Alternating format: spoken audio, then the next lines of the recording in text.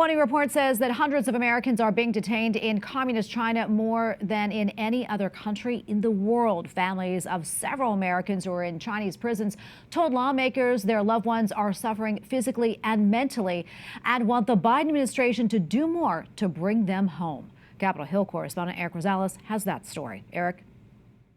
Good evening, Tracy. Lawmakers on the Congressional Executive Commission on China heard gut-wrenching and tearful testimony as family members recounted how their loved ones were arrested and thrown into prisons. It's hard to believe that hundreds of Americans, no one really knows for sure, are being held in Chinese jails, some serving life sentences on charges their family members say are completely fiction. There are hundreds of Americans who have been set up in some cases. There's no transparency in their courts. It's a kangaroo trial every single time. The Chinese Communist Party says you're guilty. That's the end of it. And it's not just Americans. David Humphrey, a former journalist from Britain, spent 2 years in a Chinese jail after criticizing the government. You start in a detention center where you sleep on rough wooden floorboards. There's 12 people in a cell that's only 16 or 17 square yards. The toilet is a hole in the corner of the room.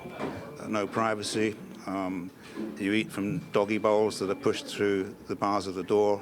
Just this week, China released an American pastor after nearly 20 years. He was serving a life sentence for starting an underground church. Harrison Lee, whose father has been detained for 8 years, says that opens a window of opportunity.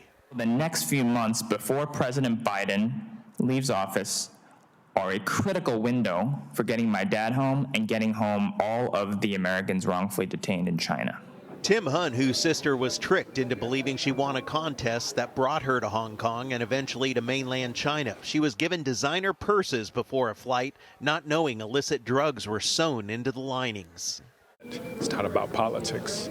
It's about people. And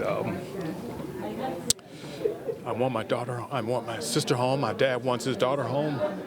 And the other Americans who were unjustly detained, their families want them home as well. Others say they don't have the leverage. If we had that star power, or we were wealthy, or had that political connection, I believe my son would be home. But because we just average people, it seems that no one cares.